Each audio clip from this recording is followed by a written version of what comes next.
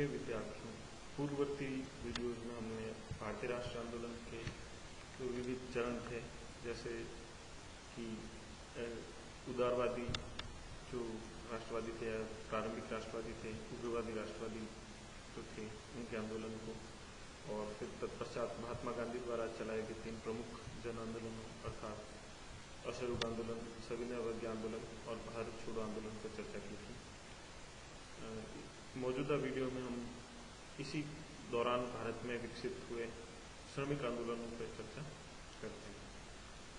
तो श्रमिक आंदोलनों की शुरुआत सर्वप्रथम यूरोप में हुई थी, जब औद्योगिक क्रांति के परिणाम स्वरूप वहाँ पे आधुनिक जो फैक्ट्री प्रणाली की शुरुआत हुई थी या कारखानों की स्थापना हुई थी। इन विशाल मशीनीकृत कारखानों में हजारों की संख्या में मजदूर काम करते थे और उनकी कार्य की दशाएं अत्यधिक अभावग्रस्त और जोखिमपूर्ण थी, जिनमें प्रमुख थी लंबे समय तक मजदूरी अर्थात 12 से 14 घंटे तक का एक दिन में 12 से 14 घंटे की समय अवधि तक कार्य करना, अवकाश का अधिकार न होना और ओवरटाइम, जबरन ओवरटाइम, और जैसे कि बाल श्रम या बाल श्रम का अत्यधिक बच्चों का शोषण और उनको सामूहिक सौदेबाजी यानी कि उनको अपने संघ या ट्रेड यूनियन बनाने का अधिकार न होना। इन सभी कारणों से कारण यूरोप में मजदूरों में असंतोष बढ़ा और उन्होंने धीरे धीरे संगठित होकर ट्रेड यूनियनों आदि के माध्यम से आंदोलन किए पर कार्य के निश्चित घंटे, अवकाश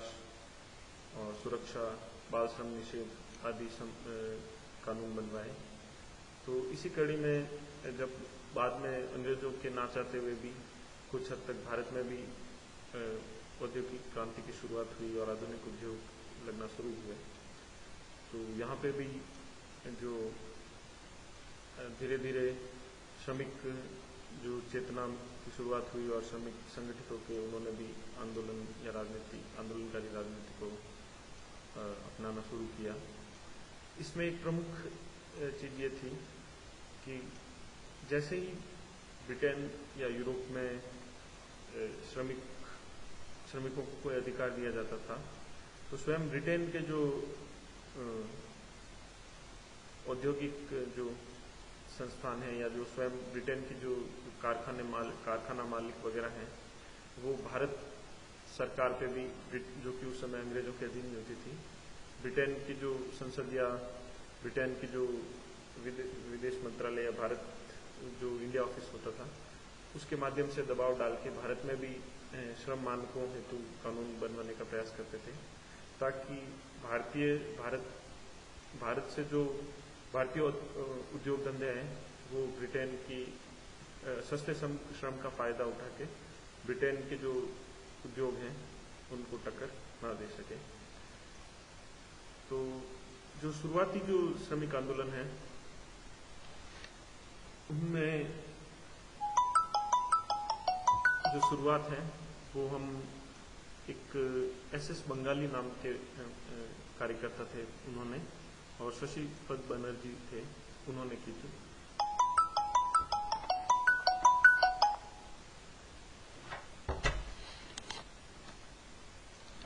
जो भारत का जो प्रथम श्रमिक संगठन था वो था बॉम्बे मिल हैंड एसोसिएशन, जिसकी स्थापना KN लोखंडे द्वारा की गई थी। प्रारंभ में जो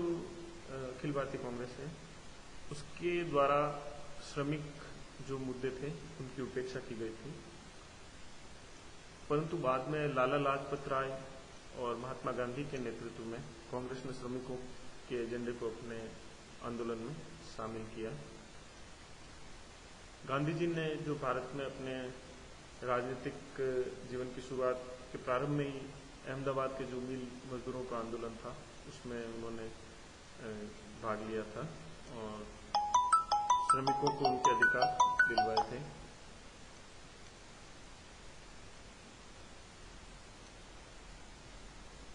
उन्होंने इस जो अहमदाबाद मिल मजदूर आंदोलन था उस दौरान करीब 40,000 श्रमिकों को एकत्रित किया था अपने नेतृत्व में। 1920 में जो भारत के सभी प्रमुख ट्रेड यूनियंस थे उनको एक करके अखिल भारतीय ट्रेड यूनियनों का एक संगठन बनाया गया जिसका नाम था all India Trade Union Congress, और उसके जो अध्यक्ष बने थे वे थे श्री लाला लाजपत राय।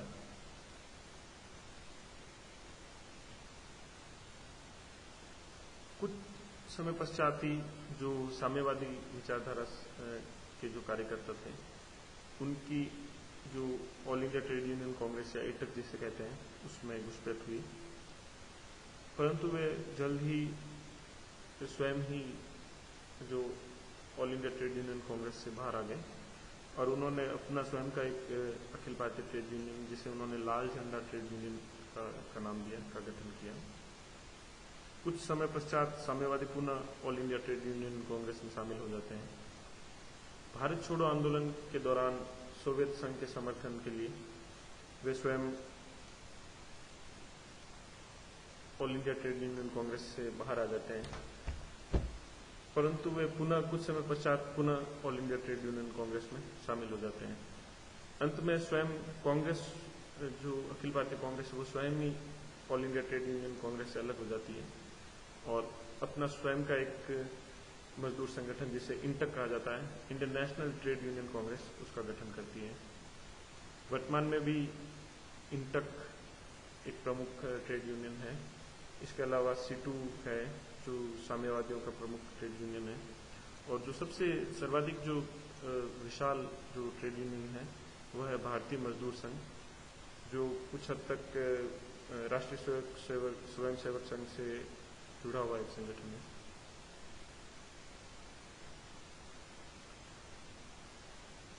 भारतीय जो ट्रेड यूनियन जो है, ऐसा कहा जाता है विशेषकर जो मार्क्सवादी जो विश्लेषक है उनके अनुसार कि वो अधिक रियायतें प्राप्त करने में, परिलाभ प्राप्त करने में सफल नहीं हो पाए। उसका कारण ये है कि ये ज़्यादातर किसी न किसी राजनीतिक दल से जुड़े हुए हैं या राजनीतिक दलों के आनुषंगिक संगठन हैं, और श्रमिक भी अपनी जो एकता है उसको बनाए रखने में असफल रहे हैं। वे जाति, धर्म आदि के नाम पे, भाषा आदि के नाम पे आसानी से बढ़ जाते हैं।